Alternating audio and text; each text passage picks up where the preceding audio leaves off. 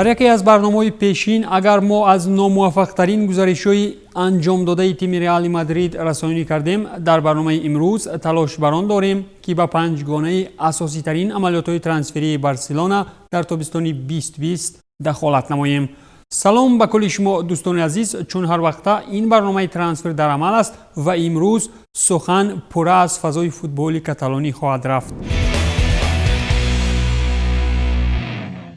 زاده گالانیای برزیل آرتورو ملو 24 ساله که شروع فوتبال کسبی از تیم گرمیو پورتو الگری نموده است، تابستان امسال در نتیجه یک ارتباط دو جانبه بر عوض پیانیچ با یوونتوس آمد و با همین دیگر از درخش آینده‌سازی ملو با پیراهن نیلونوری‌ها دیگر سخن هم نماند.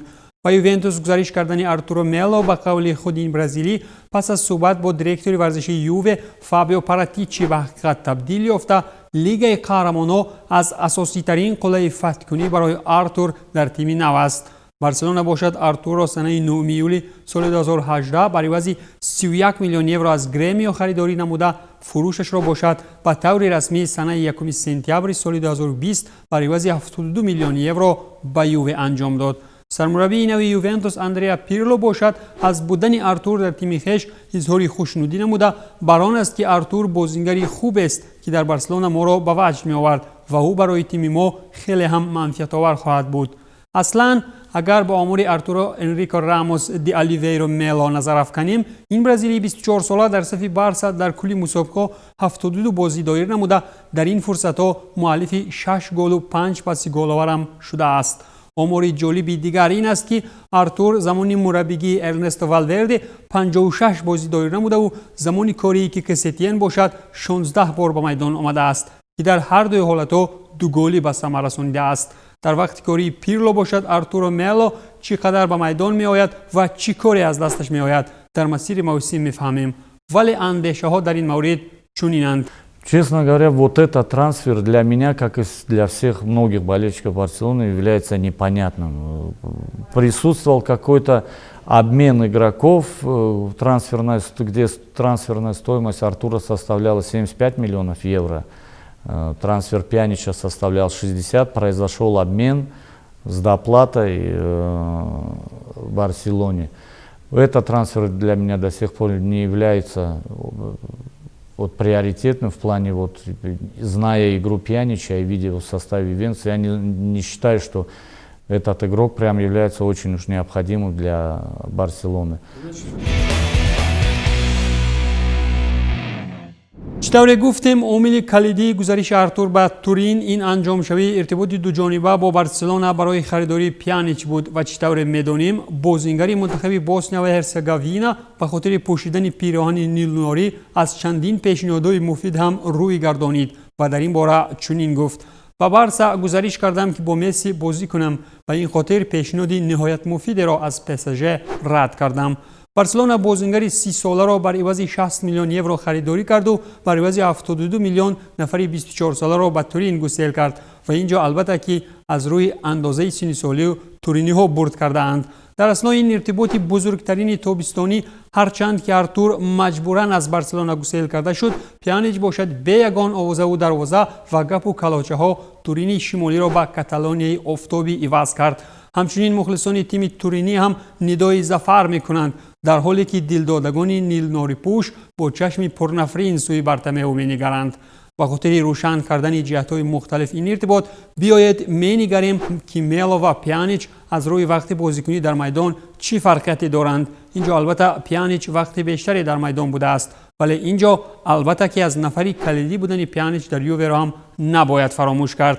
پیش از گزارش به یوونتوس باشد پیانیچ در تیم‌های متس، олимпик Лион و روما هنر آزموده است. Видимо, руководство клуба понимает, что повальная продажа воспитанников в своей академии не приведет к добру. Дало шанс Рики Пучу, который в последних 3 играх очень прекрасно себя зарекомендовал, является, как говорится, однопозиционным игроком с Артуром.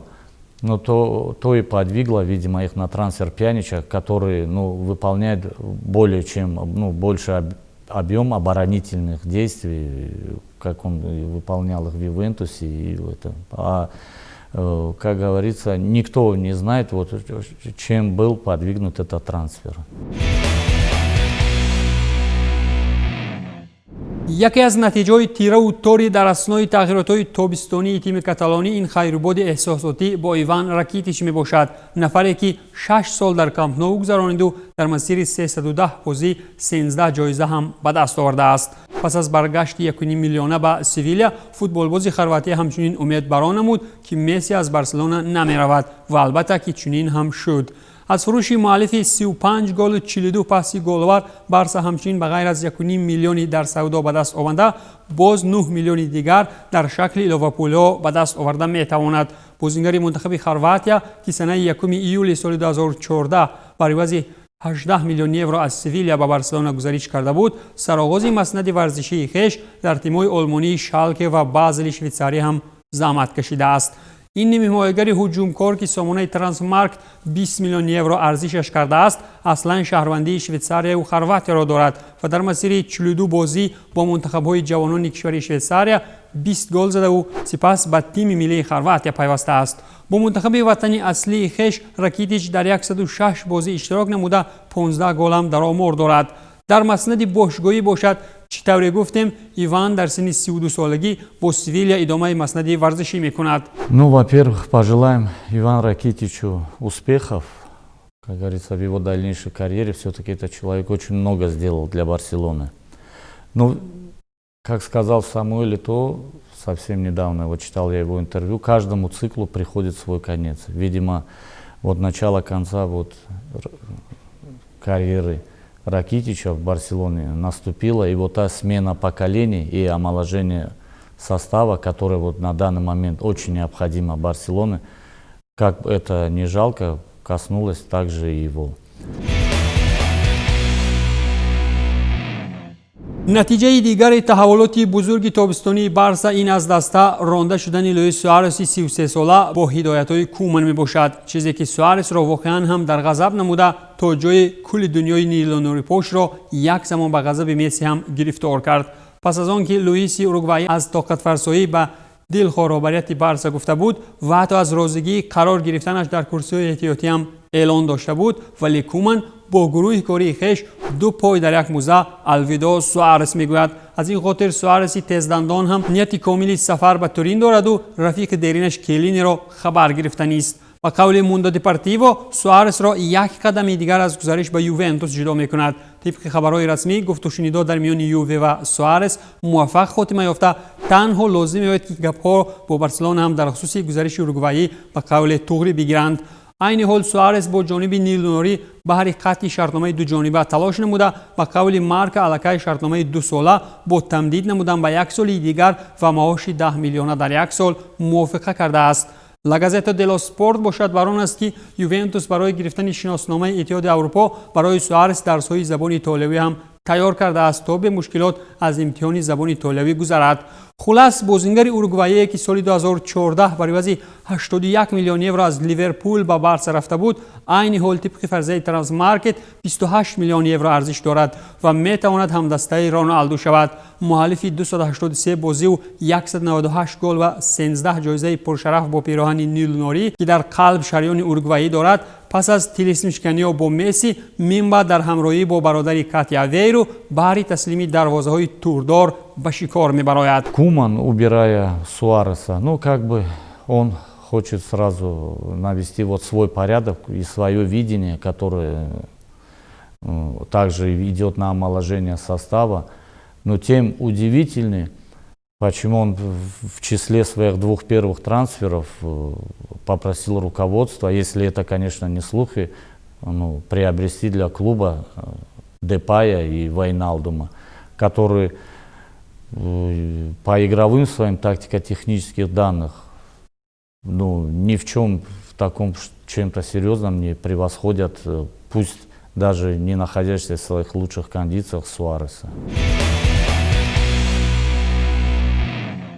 سانتا باربرای فوتبالی با اجرا کننده نقش اساسیش مسی از خاتمه موقتیش درک داد پس از آنی که پدر مسی قرار نهایی پسرش را به همگان گفت. همین طریق ما کمی کم یک موسم دیگر در خصوص رفتن مسی از بارسا دهان میبندیم. مسی باشد با بارسا به تمرین برآمد و 1 ساعت پیش از شروع تمرین خود را نشان داد و با کومان هم در خصوص مقام سروانی صحبت داشت. چطوری به همگان معلوم است جنجال هایی به میان آمده سر رفتن مسی اصلا از ناراضگی با رهبریت تیم ربط داشته. نتیجه اخیری دسته در لیگ قهرمانان هم به این رویداد تکانی خاصی بخشیدند. طبق شرطنامه با بارسا مسی هر هنجام موسم حق دارد که قطعی شرطنامه نموده از دست رود و محض در همین تابستان مسی خواستار استفاده از همین نقطه قرار داد شد. ولی چطوری مسی میگوید بارتومئو به وعده‌اش وفا نکرد. در جواب بر رفتن مسی بارسا از دقیقه اول 700 میلیون یورو طلب میکرد و خریداران احتمالی را به قول تلخ کف کرده بود. اما بر زمین هم با وجود محبت خاصه مسی نسبت بارسلونا کار به سود نرفت و به خوبی مسی به یک موسم دیگر در بارسلونا میماند.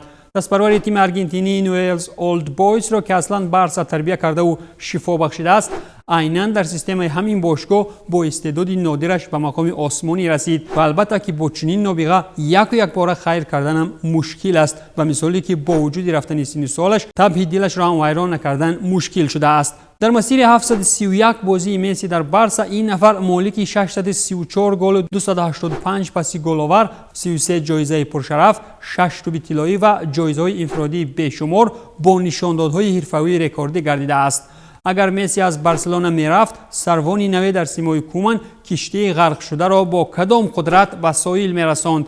البته سوال می بود که فوتبال پروردگان را مواجه درد و غم و بیخوابی می نمود. На данный момент единственным тем футболистом, который сильно зависимым является результат от него в командной, как говорится, даже в таком клубе, в командном клубе, как Барселона, является Лионель Месси.